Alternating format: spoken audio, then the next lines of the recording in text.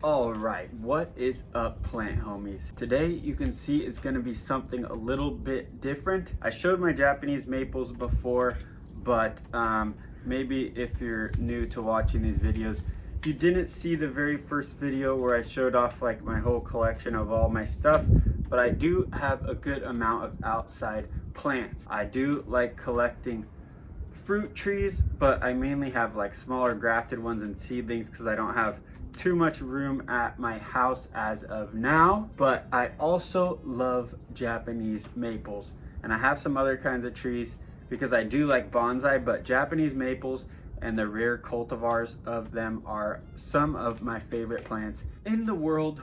Right here in front of us we have one called Sir Damon. This is actually an air layer that I took off of a tree that I got from a website called mrmaple.com.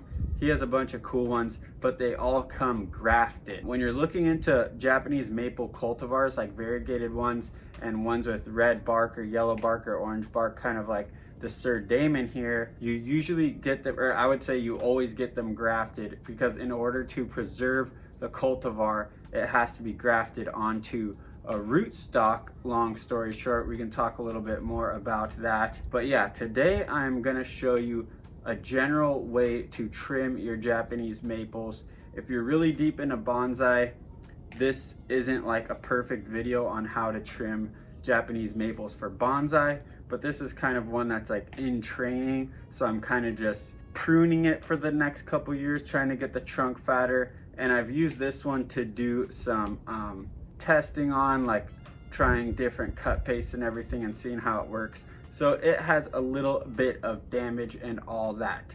But yeah, first step you want to do is probably sterilize whatever you use to cut. I just like to use a torch or a flame because it's faster, but you can clean it with alcohol or whatever. But let's get our freaking scissors cooked.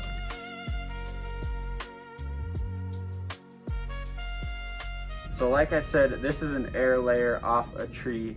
I think this is the second year after I air layered it. Maybe it's the third, I can't remember. Yeah, basically, I don't know if you can see, there's that one over there sitting on the corner. That is one that is still on the graft, which is called like Manyo no Sato, I think, which is like a purple variegated one. That's the only one with its leaves out right now. So I'll actually show you that one after this or in the middle or something. But I have trimmed most of my Japanese maples already. I saved this one to make a video with. So the first thing you want to know is when to trim your Japanese maples, or when to prune them. I like to do it right before spring. I'm in Southern California, so in cooler places you might want to wait till the beginning of spring, but basically you want to start pruning before the buds start swelling and opening up, like right before that.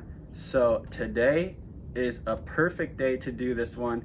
It's kind of sitting in the shade, so it's a little bit behind the rest of my Japanese maples. And yeah, let's get started. So the first thing you want to look for is branches that are crossing. You don't want branches crossing like this, and you don't want branches growing into the center. So we'll get rid of all of those, and then we will talk about the next step. I like to get rid of all the problem branches and then give it a little shape afterwards. If I think it needs shape, I kind of like to do a triangle shape like this.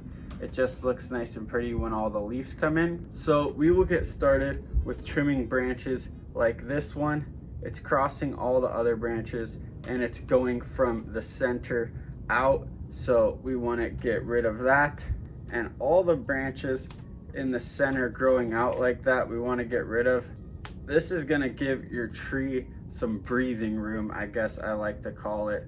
If you have all these branches growing in the middle, once they start to leaf up, no air is going to be going through the tree, and you're going to have a lot of problems with pests and fungus and a lot of things like that, which can eventually be a huge problem. I guess another good step to start is to get rid of all the dead branches. Sometimes you do have to prune little spots during the winter, and you will get some dieback when you do that. So it's good to get rid of all those dying branches first, those black or brown branches. But yeah, so we'll keep going.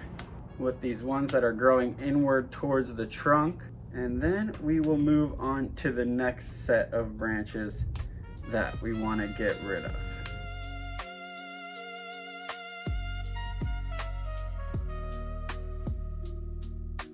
All right, so this branch is an example of a branch that is crossing. See, it's growing right across this other branch right here. So that is one we definitely want to get rid of.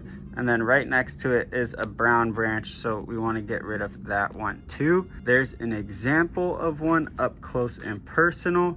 Let me see if I can find another one. And here is a branch that's growing back into the canopy. So we want to get rid of that guy. You can see it should be going out like this one, but it's growing straight back into the canopy. So that is a goner. All right, another step is to get rid of handlebar branches. And what I mean by that is a branch that has a branch on one side and then a branch directly on the other side. So it's like a pair of handlebars. You want to get rid of those, or at least one of them. So I like to try and alternate. So if I have two handlebar branches, say there's two down here, I'd take off one on this side and one on this side, but I'm gonna have to step back and decide which one I want to get rid of. But you can see there's another one up here, so you kind of want to go through and get rid of all those handlebar branches.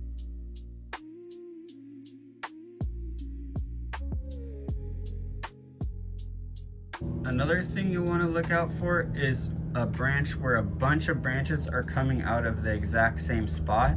So see how we got like 1, 2, 3, 4, 5, like 6 almost branches coming out of the same spot right here. We want to narrow this down to one branch, or even get rid of that section completely and cut it down to here. You kind of have to use your own judgment and just think about what might look better in the end.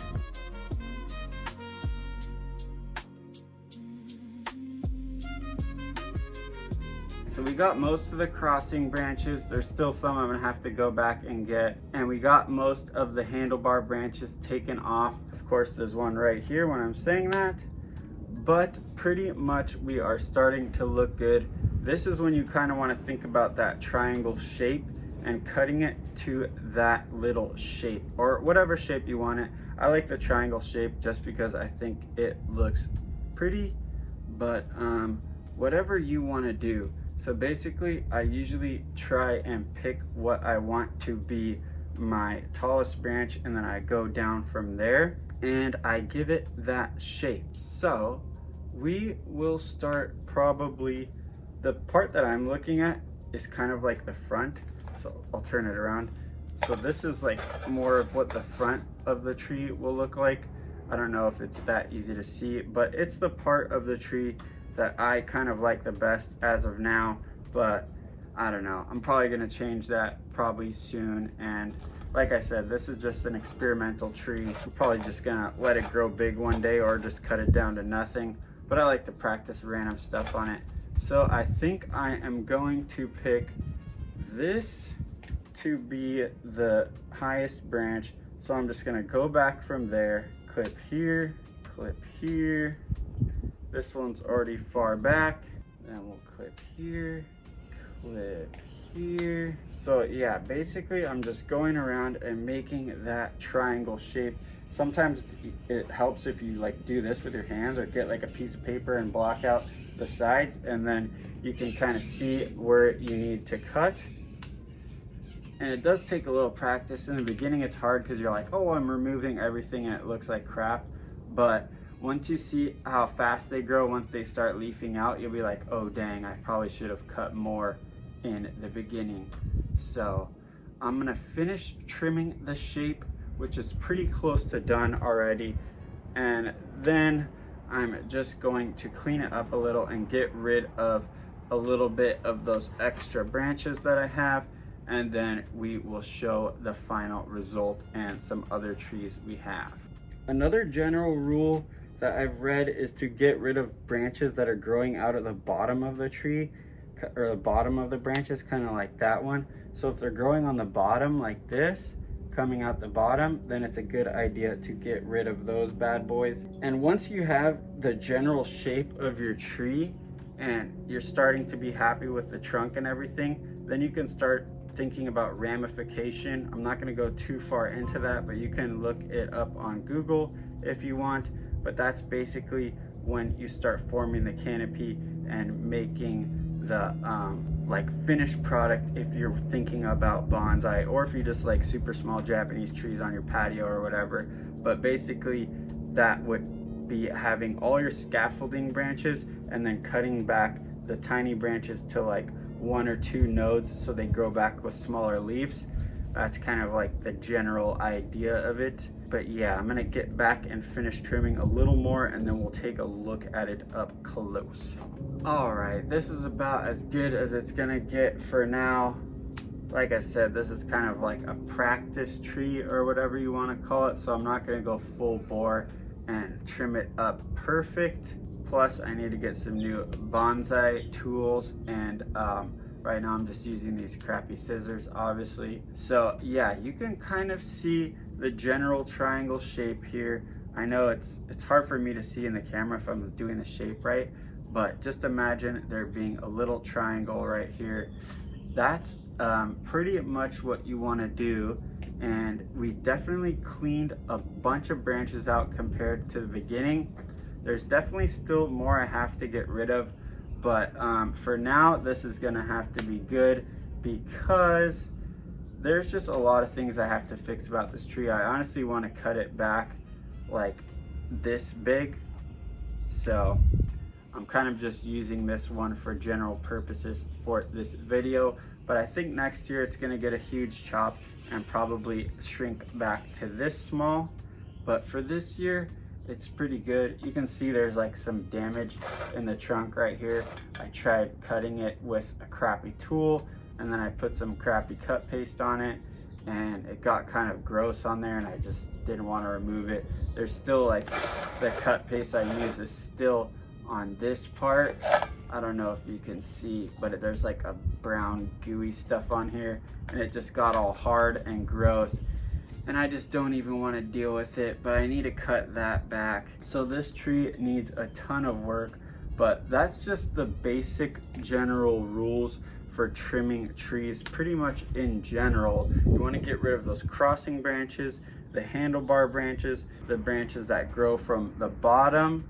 You want to get rid of branches that grow towards the center of the trunk. So if it's pointing towards the center, you want to get rid of those. And you can honestly like think further about the design of the tree as well by looking at the buds. So on Japanese maples, on the stem, there'll be a bud on each side. So that is where the new branch is going to grow out. So you can actually get rid of one of those buds, and you can pick the bud that is facing outwards instead of inwards, and you can get rid of the buds that are on the bottom, or you can just let them grow out and get rid of those later. I'll give you a little close-up of that so you can see what I'm talking about. But yeah, so basically you want to get rid of those crossing branches. You want to get rid of the ones growing towards the center. You want to get rid of the handlebar branches. You want to get rid of the big bunches of branches all growing from one point. Those branches that all grow out of one point are going to make like a gnarly ball on the stem, and that's going to give you like reverse taper. That's another thing you can look into that I'm not going to go too much into today. But you want the trunk to be the fattest part, and you want it to taper to the skinniest part at the top. And same thing with the branches. You don't want a skinny part in the middle and then a fat part right at the center of the branch back to skinny. That just makes everything look all awkward. But yeah, for now, this is where we're gonna stop with this tree. I'm pretty sure I'll give you a little close-up of the buds, and then I'll show you some of the other trees that I trimmed and one that has its leaves out. And like I said, this is a Sirdamen. They call them coral bark because the bark of the tree is actually red. Obviously, as you can see, on normal Japanese maples, they're more of like a green color. You can also get ones called like bihu that have yellow trunks and branches, and you can get some that are like a mix. Like I have one called Wildfire, I'll show you guys, and that one starts yellow and goes to orange and then to red, I think, or like vice versa.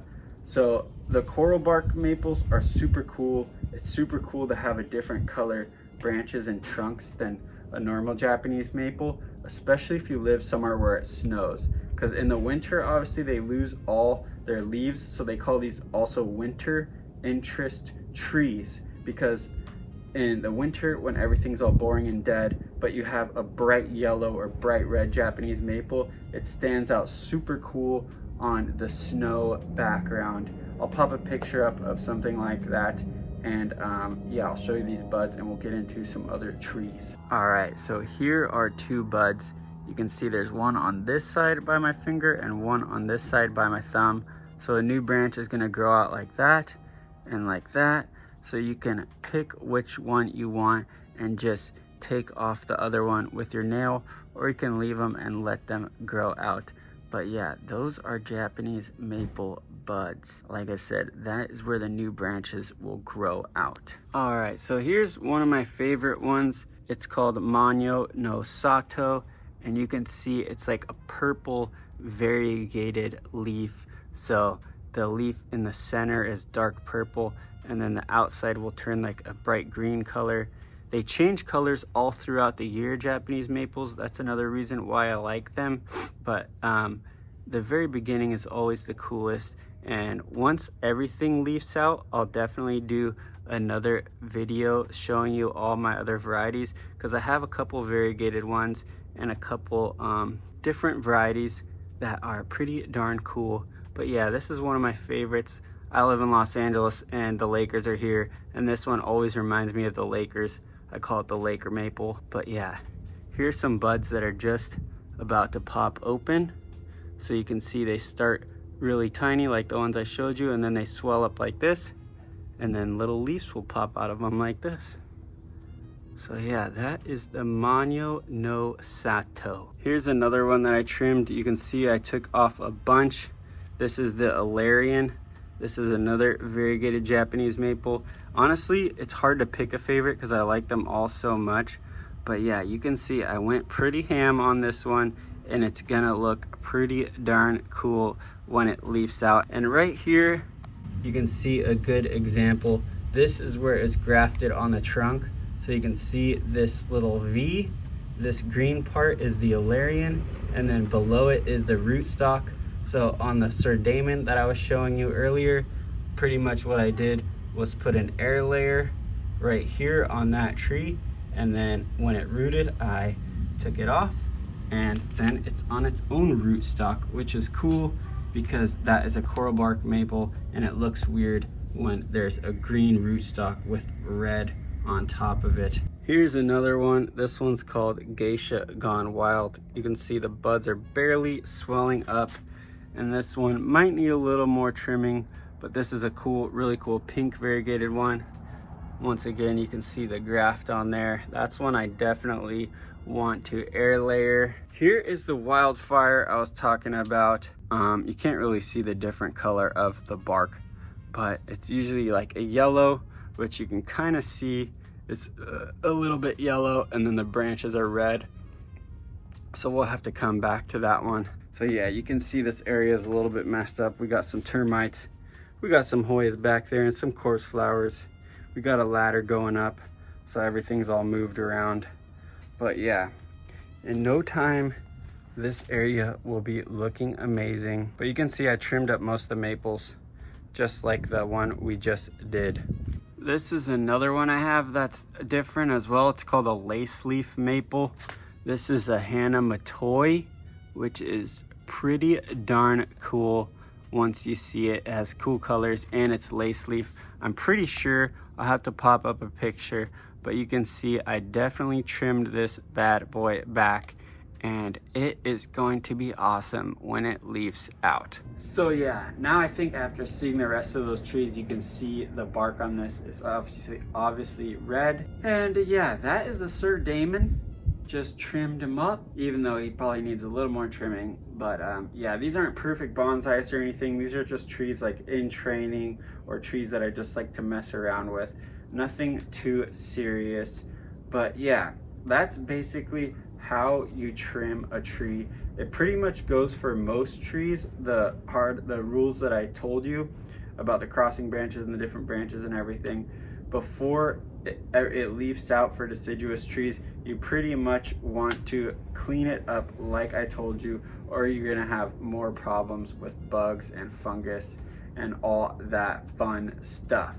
So if you haven't trimmed your trees yet, get outside and go do that, and we will be back once these all leaf out. I know you guys are gonna enjoy it because a lot of people don't realize there's variegated Japanese maples and they look super duper cool. And I have a lot of the different types of Japanese maples, like the lace leaves, the coral barks, the like Aurea type ones, and the variegated ones. I used to have the cork bark ones, but I killed both of them because I messed around with them just a little too much. But maybe I'll get another one coming up here soon, just because always when they leaf out, I get re-obsessed again and I want to get more and more, even though I don't have any space for them. But yeah, if you have a cool Japanese maple or bonsai garden, or a garden in general that you want to share with everyone else, or if you have some tips, let me know down below. I would love to come to your house and film your garden and see how you take care of your trees or your plants, cactuses, whatever you have. Let's do a video at someone else's grow space.